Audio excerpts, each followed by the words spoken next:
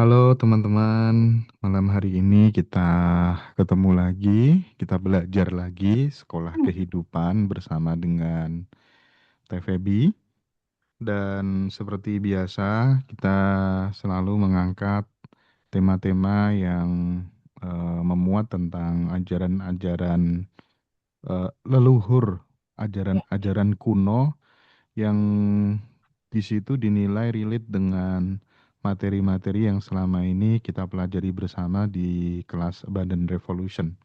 Dan hari ini kita akan mengaitkan materi-materi di Abundant Revolution itu dengan ajaran-ajaran Bhagavad Gita gitu ya teman-teman betul, ya. Bhagavad Gita. Yes. Teteh seneng banget dengan ajaran-ajaran universal, Iya, ajaran-ajaran kehidupan dari Bhagavad Gita.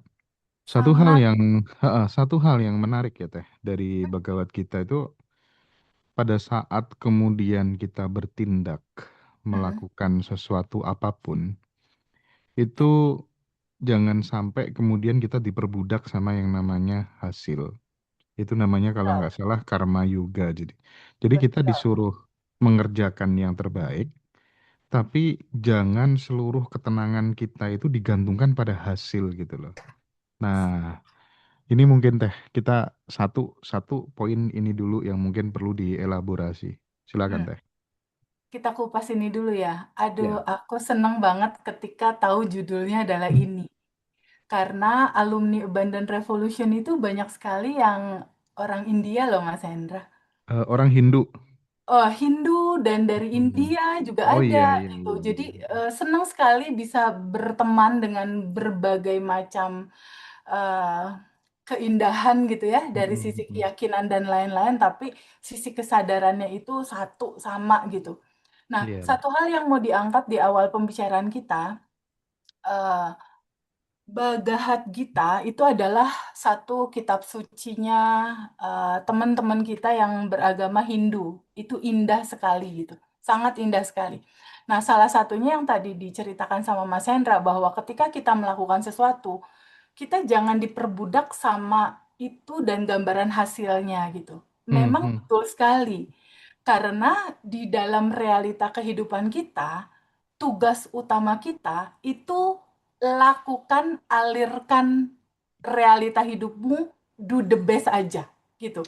Karena Hmm. soal hasil, Mas, apapun hasilnya itu, istilah kitab suci ini, semua kejadian, apapun yang kamu lakukan, apapun hasilnya, itu menggambarkan sesuatu realita yang sudah pasti itu menggambarkan kebaikan yang paling indah. Mhm, Jadi mhm. kalau kamu melakukan segala sesuatu, kamu lepas, lepas dalam arti kata kamu nggak melekat sama pokoknya harus begitu, pokoknya jalannya harus dari situ gitu, pokoknya caranya harus begitu gitu, kamu melekat sama prosesnya, kamu pasti akan tertekan ngejalanin itu. Pasti kamu akan nggak enjoy ngejalanin itu.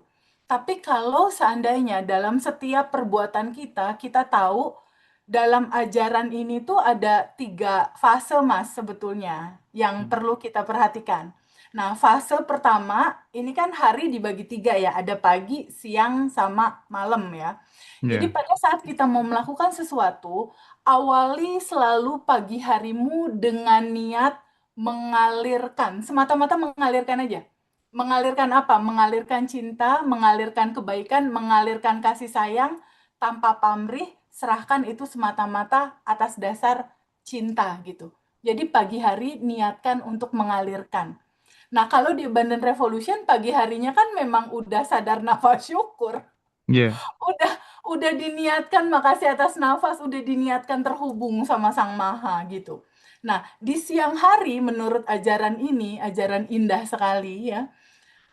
Tapi ini bukan Siang kitab hari suci ya. Kalau di bukan. ya, heeh. Betul bukan. Ini salah satu gambaran filosofi kebijaksanaan kunonya aja sebetulnya. Mhm, mhm, mhm. Nah, di siang hari kamu lakukan do the best. Lakukan effort kerja terbaikmu tanpa melekat ke hasil. Gitu. Tanpa kamu harus pikirin hasilnya seperti apa dan kamu patokin ini harus begini. Nggak usah. Kamu lepasin aja istilahnya gitu. Lepasin aja hasilnya. lakukan aja yang terbaik dalam kehidupanmu. Nah, di malam hari disarankan untuk refleksi, Mas. Iya. Review gitu. Disarankan untuk refleksi, disarankan untuk kamu lakukan review. Jadi Contohnya kalau gimana tuh? gambarannya gini, jadi pagi hari kamu bangun, kamu niatkan penyerahan aja, mengalirkan Mhm. aja gitu. Nah, di siang hari do the best, lakukan yang terbaik tanpa melekat ke hasil. Malam hari refleksi, refleksi atas apa? Aku melakukan ini semua atas dasar kemelekatan nggak ya? Atau aku mengalirkan itu semua? Karena apapun hasilnya, itu udah pasti gambaran kebaikan dalam kehidupan kita. Jadi pada saat di malam hari, lepaskan aja, rasakan aja semua apa yang kamu lewati itu semata-mata memang pancaran dari aliran kebaikan dia. Dan kamu tertidurlah dengan cara tenang, melepaskan tanpa ada beban.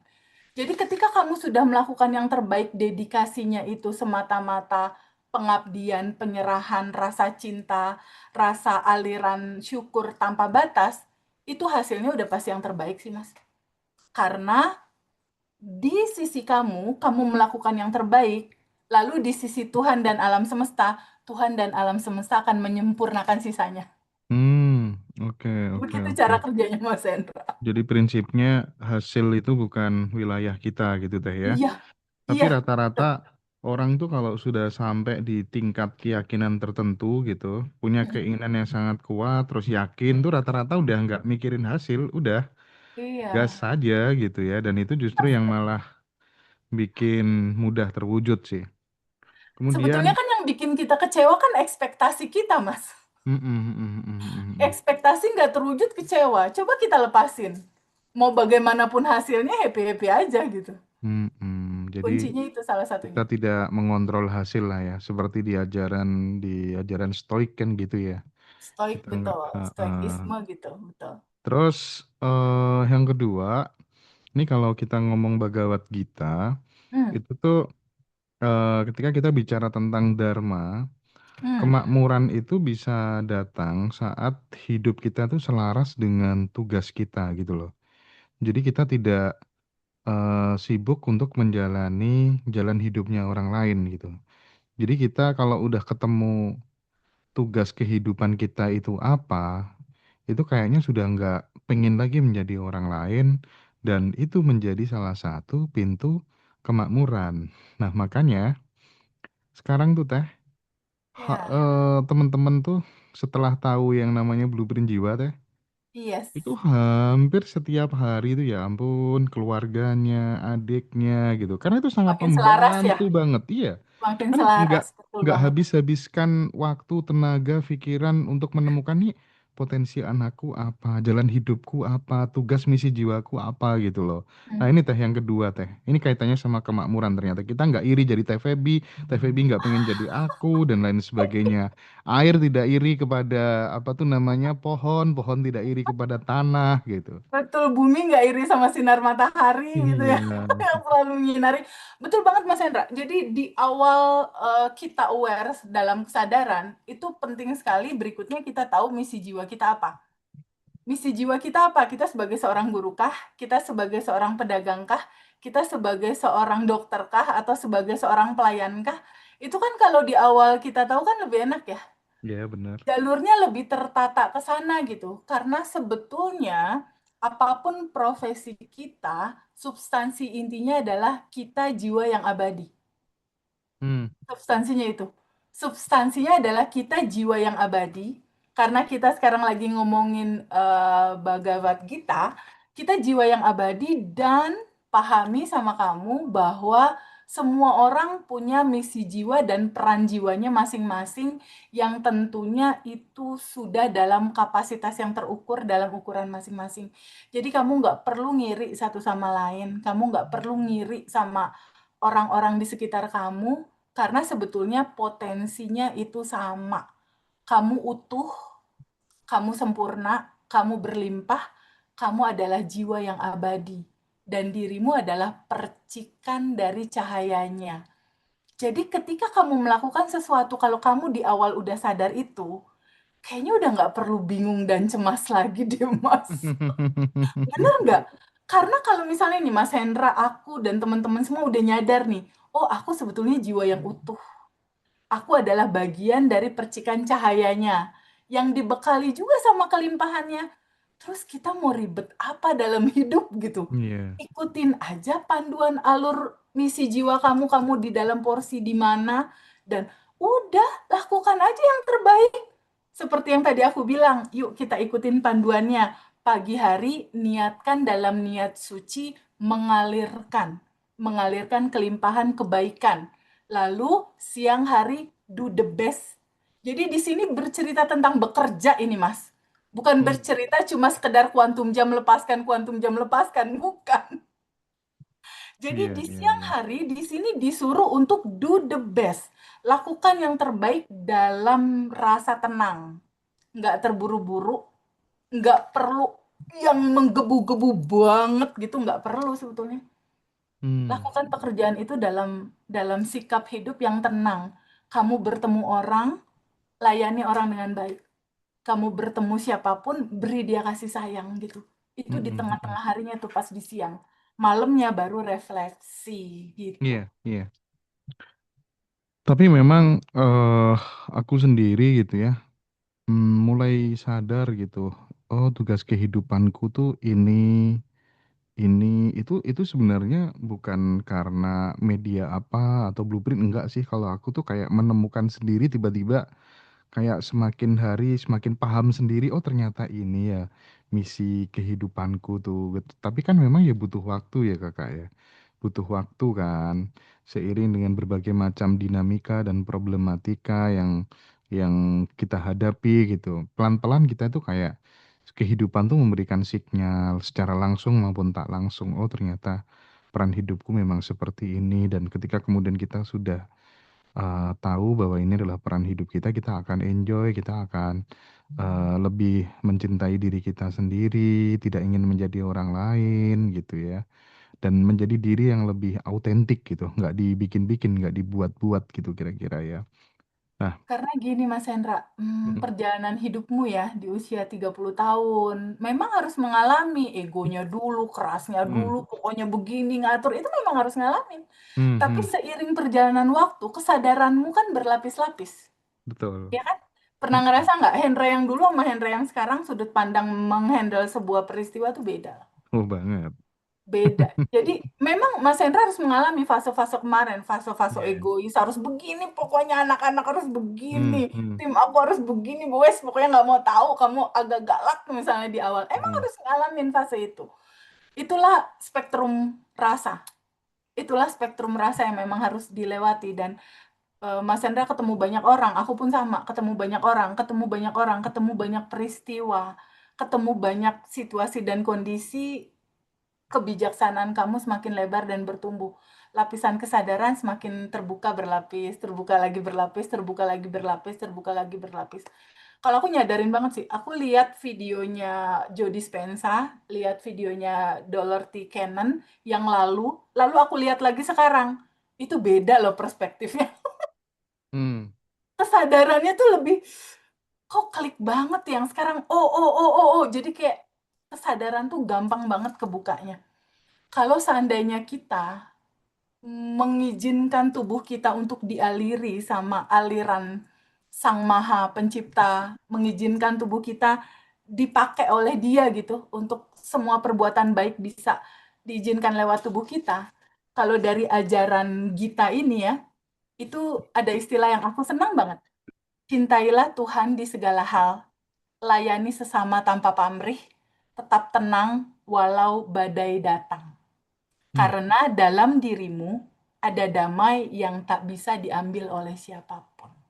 Oke. Itu indah sekali kalimat itu. Jadi tetap tenang aja dalam badai apapun yang datang. Karena Mm, kan jiwamu jiwa yang abadi sebetulnya gitu. Dan itu memang butuh perjalanan waktu untuk sampai di sana. Dan kalimat berikutnya dari ajaran ini tuh seru banget gitu. Kalau aku lihat bisa disimak begitu banyak kebaikan gitu. Bekerjalah dengan segenap hati, tapi jangan menggenggam hasilnya. percaya bahwa segala sesuatu terjadi untuk kebaikan yang paling indah. Itu seru Hmm. banget sih. Oke, Itu kita melepas lanjutkan yang Teh. seru. Bagaimana kemudian kemakmuran ketika kemudian dikaitkan dengan ajaran-ajaran filosofi-filosofi filosofi kehidupan yang ada di Bhagavad Gita. Salah satunya juga adalah eh kita memang harus menguasai pikiran kita gitu. Jangan sampai kemudian pikiran yang menguasai kita gitu. Hmm, Karena pikiran itu kan bisa menjadi sahabat, tapi terkadang juga bisa menjadi musuh gitu kan. Nah, ya, ini ya. kan relate banget dengan apa scarcity mindset kan. Nah, Mm-mm. bagaimana Teteh eh, caranya Teteh sendiri gitu untuk mengelola, memanage pikiran itu supaya kemudian benar-benar dirimu tuh bisa mengontrolnya gitu, bukan malah sebaliknya gitu Teh. Gimana Teh? Gini Mas, aku menyadari bahwa pikiran itu hanya alat. Di kesadaranku yang sekarang Iya. ya, pikiran itu hanya alat. Pikiran itu memang bagian dari diri kita, bagian dari tubuh kita, bagian dari perangkat yang disematkan di dalam tubuh gitu. Kenapa? Karena tubuh ini memang harus mencipta. Jadi pikiran itu kan dia punya fungsi kreativitas, Mas. Mm-mm. Ya kan? Pikiran itu punya fungsi imajinasi, kreativitas. Jadi alurnya gini, Mas. Allah itu kan maha mencipta. Iya. Oke? Lalu gimana caranya Allah mau mengekspresikan manifestasi atau keberadaan dia di alam semesta ini? Tentunya diciptakanlah kita, Mas Hendra. Mm-mm. Diciptakanlah kita dari percikannya. Memerciklah. Pertama tubuh disempurnakan, lalu masuklah percikan ruhnya. Jadilah Feby, jadilah Mas Hendra. Tapi kalau cuma cukup sampai di situ, nggak mencipta juga kalau nggak dikasih pikiran dan perasaan. Ini adalah perangkat alat.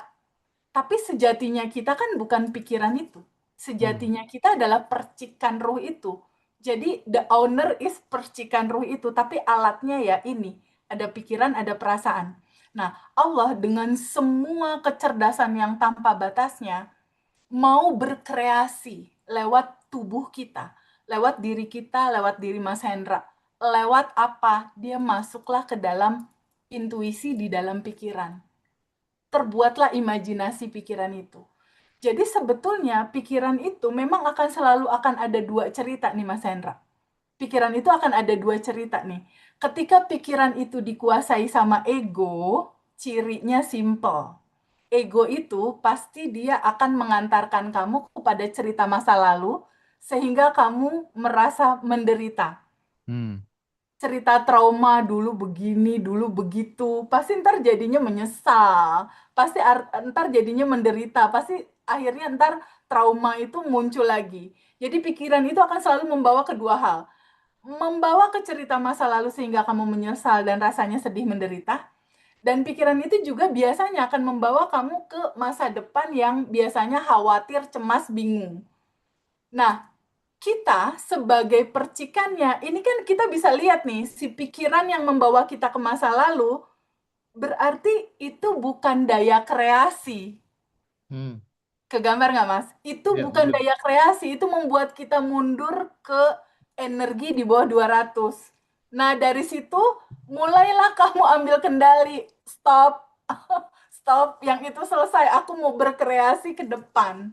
Bukan mau ngobrolin masa lalu. Jadi, kita sebagai pemegang kendalinya itu udah bisa mulai ngelihat lalu lalangnya pikiran lewat Mas Hendra. Ya, ya, ya. Oke. Ini mau bawa sedih ke masa lalu, enggak. Di sini saat ini sekarang gitu. Hmm. Syukuri di sini saat ini sekarang. Ayo kita mencipta untuk kebaikan masa depan, tapi penciptaan itu bukan atas dasar ego. Maksudnya gimana? Kalau atas dasar ego, pasti Mas Hendra, aku atau siapapun dia akan membuat gimana caranya ya aku dipuji ya, gimana caranya Hmm. nih aku enggak, bukan dengan atas dasar itu. Abundant Revolution dibuat sama aku dan Mas Hendra, dedikasinya bener-bener pengen biar teman-teman bertumbuh dalam kesadaran dan menyadari potensi diri teman-teman bisa mencipta dalam kebahagiaan dan kelimpahan. Dan teman-teman bisa terbebas dari penderitaan. Itu dedikasi kita berdua. Hmm. Kalau seandainya ini semua terjadi, semua puji hanya milik Allah, Mas. Iya, iya, iya, iya, iya, iya. Kebaikan hanya milik dia, Mas. Tubuh kita hanya perantara, cuma perantara. Aliran cinta dia mau mengalir lewat teman-teman, lewat tubuhku dan lewat tubuh Mas Hendra. Oke, Aku baik. memberikan ilmunya, Mas Hendra men-share kepada Jadi teman-teman. kita itu apa tuh namanya? Seperti yang diajarkan oleh Mas Riko, Mas Andreas, dan Mas Ya, Aji Santoso Putro. Kita harus sering-sering stay di kesadaran sebagai penyaksi gitu ya. Oke. Nah, selanjutnya Teh, hmm, kalau di Bhagavad Gita itu misalnya dalam konteks pekerjaan gitu ya. Kita hmm, dikasih nasihat jangan bekerja itu based on fearness gitu. Jadi jangan bekerja hmm, dalam ketakutan gitu ya. iya, Karena betul. keputusan yang lahir dari rasa takut itu sering justru kayak misalnya kita takut kehilangan gitu ya. Itu Ya, justru membuat hidup kita itu malah makin makin sempit gitu loh. Nah, gimana Teteh? Kan kan wajar toh kadang muncul perasaan kayak gitu gitu. iya, Gimana wajar, tuh? wajar. Mhm. Itu alamiahnya kita gitu, alamiahnya kita. Jadi ketika tahap-tahap awal proses perjalanan hidup kita melakukan sesuatu atau mengambil keputusan tertentu, pasti ada rasa takut, pasti ada rasa cemas, pasti ada rasa khawatir, pasti ada rasa bingung gitu istilahnya. Itu wajar, itulah spektrum rasa.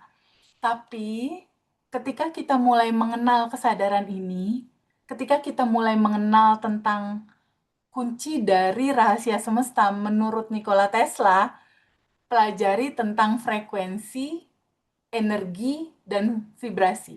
Pelajari tentang energi, frekuensi, vibrasi. Jadi, apa yang kamu getarkan, apa yang kamu pancarkan, kamu menciptakan itu terjadi dalam realitamu. Jadi, ketika kamu mulai tahu bahwa sejatinya diri kamu itu adalah jiwa yang abadi penuh kelimpahan, kamu nggak perlu khawatir lagi dengan itu semua sebetulnya. Just lakukan aja yang terbaik, sisanya nanti alam semesta dan Allah dengan kecerdasannya yang akan menyempurnakan itu. Jadi ketakutan, kebingungan, kekhawatiran itu adalah salah satu ciri kamu belum mengenal siapa dirimu, Mas. Hmm, Itu cirinya.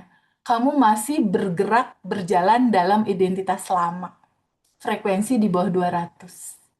oke, Itu oke. cirinya. Jadi ketika kamu masih takut, cemas, bingung, itu masih hidup dalam identitas lama yang bergetar dalam getaran kekhawatiran, rasa kurang. Tapi mulailah geser kesadaranmu. Karena alamiahmu, naturalmu, sejatimu, fitrahmu, bukan rasa takut itu, bukan. Bukan itu. Sejatinya kamu itu udah lengkap, sempurna, utuh. Nah, untuk mendapatkan itu gimana? Memang gak ada cara lain, Mas, selain duduk hening dan rilis. Oke, Gak ada cara lain selain rilis memang.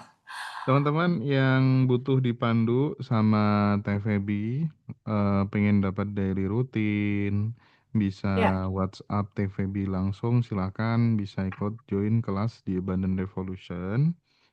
Kita yang terdekat tuh sekitar seminggu lagi, itu ya, hanya online ya, offline-nya nggak ada, offline-nya nanti di September. Dan kelas itu biasanya sekitar 100 sampai 150 orang yang ikut.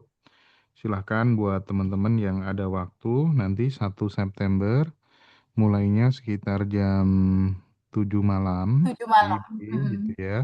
Kurang lebihnya sekitar 3 jam dan Ya, teman-teman nanti juga bisa mendapatkan recordnya. Silahkan hubungi nomor yang sudah disematkan.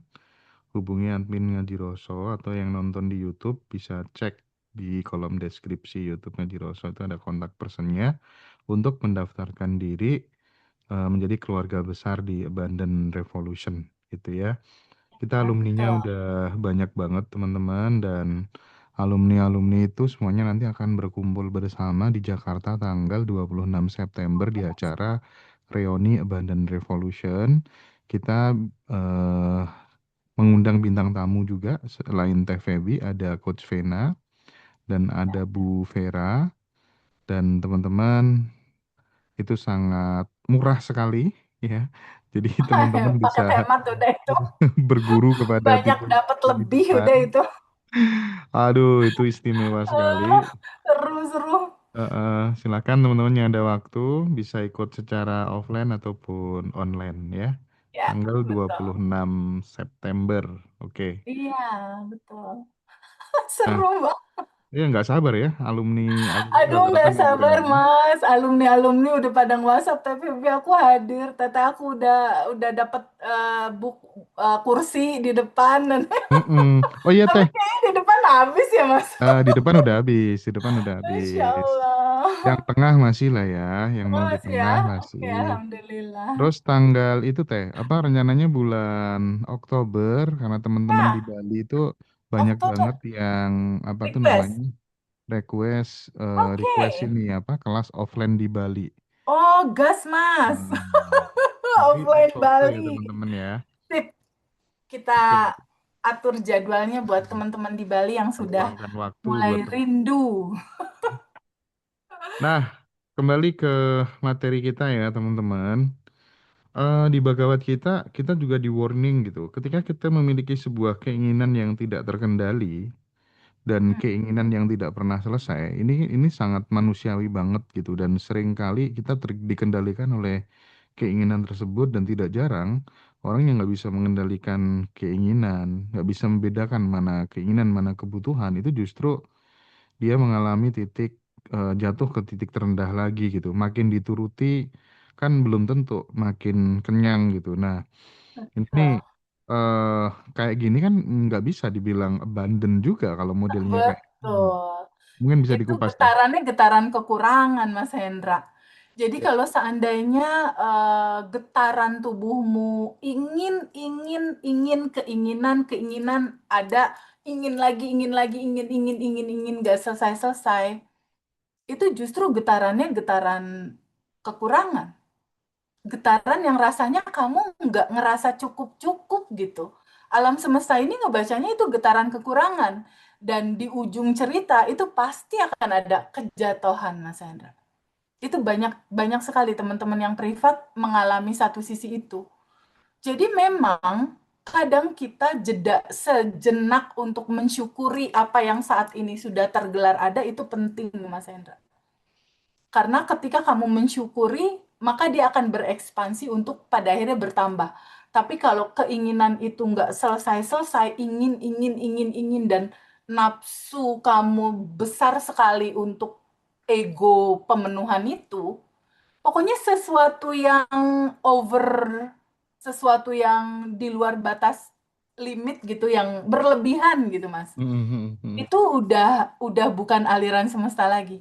Oke. Gitu, sesuatu yang berlebihan itu bukan Itu aliran semesta lagi. indikatornya itu ya. Indikatornya itu yang Mm. too much Iya, itu iya, iya. bukan aliran semesta lagi karena aliran semesta itu dia mengalirkan dengan tenang dan cukup porsinya gitu. Cukup porsinya. Dia akan selalu bicara tentang balance, tentang balance sesuatu yang seimbang gitu istilahnya. Mhm, mhm.